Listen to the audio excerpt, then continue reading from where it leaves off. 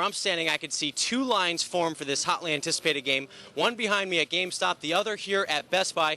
Both stores are opening their doors at midnight to fans who have seen little of this game except for a few official trailers and some billboards. GTA 4 was released on April 20, 2008, earning a total of 310 million units on its first day and 500 million on its first week. The game was such an improvement from the previous PS2 titles, from the massive graphical update and the use of the Euphoria animation engine.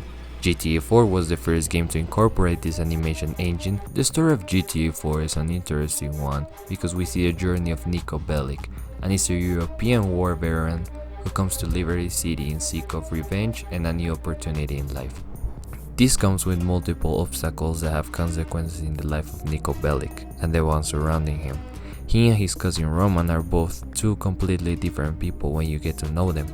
Roman, who didn't go to war and did his life in Liberty City from a young age, is a more energetic person and a more positive one. While Niko, who was betrayed and saw his childhood friends die in war, is a lot more cold person and he's empty inside and filled with revenge and pain throughout the whole game. And the whole theme of pain and revenge is also present in the story because we don't get a happy ending and Niko as the main character doesn't get a happy ending. Just like in both Red Dead Redemption games, the ending of the main characters isn't a satisfying one. In Red Dead Redemption, John gets double-crossed by Edgar Ross and gets killed trying to save his family, which he achieves but is the last thing he can do. And in Red Dead Redemption 2, Arthur dies after getting betrayed by Dutch and Micah trying to save John. Both characters that we loved and got attached to don't get a satisfying, or as I said before, a happy ending, and die in ways they don't deserve. But in GTA 4 this changes in a way. Niko doesn't die at the end of the game, but his actions led to the death of a loved one. Either Kate or his cousin Roman seem affected by this because based on the actions that you make in the game, one of them dies at the ending, and Niko will feel the impact and feel guilty about that. When Niko finds the person that betrayed him, you have two choices, one to kill him and the other one to let him go. If you kill him, Niko won't get any type of satisfaction. He feels the exact same as the start of the game. He realizes that killing the person didn't brought his friends back or didn't erase all the damage that was done. And if you let him go, Niko will feel that he wasted a decade trying to kill a guy whose life is a living hell, and killing him is actually doing a favor to him because he's a drug addict and he's miserable. Any of those choices will make Niko feel the same, that he didn't achieve anything or the satisfaction is not there. He just feels the exact same and empty inside. So after telling you all of this, why is GTA 4 my favorite game of this series and why is Niko Bellic my favorite protagonist of all the GTA games that have been made? Because I painted GTA 4 as a painful or depressing experience, yet I prefer playing this game over GTA 5 or San Andreas.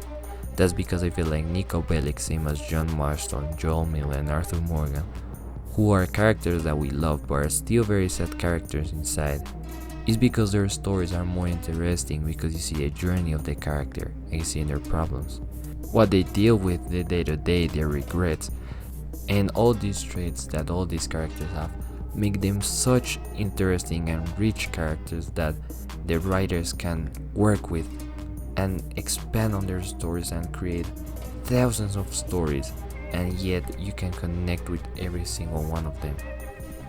And as I said before, I couldn't connect with any of the three GTA 5 main protagonists or even caring for them.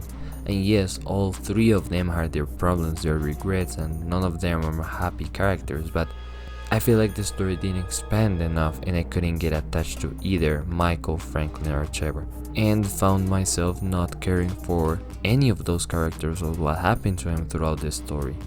But with Niko is the exact opposite. I found myself understanding him, being sympathetic with him and wanting the best for him. And he's not just this two-dimensional character who is angry or sad. You can see him having fun and enjoying the company of others, or having these satirical comments or a dry sense of humor. That's what makes Niko Bellic such a great protagonist, and he fits GTA and the whole GTA franchise perfectly. If you could tell me which character represents the GTA franchise as a whole, I'll tell you it's CJ, Carl Johnson, or Niko Bellic. Those two are the example of what a good protagonist and what a GTA protagonist has to be. That's why I like GTA 4 so much. Also, I enjoy the gameplay, that it's fun and it's so complete, and Liberty City is the best city that this game could take place in. This story couldn't be set in Los Santos or Vice City. It just wouldn't work. While in Liberty City, the gritty, dark atmosphere just fits the whole aesthetic so much of a person that comes new to the country and just wants new opportunities. Thank you so much for watching this video. I hope you enjoy it. I know this is a different type of content that I usually make on my channel, but I'll keep making those quick and more funny videos, and also try to make more in-depth analysis like this one. So thank you for watching this video. Don't forget to subscribe to the channel, and oh, and in case I don't see you, good afternoon, good evening, and good night.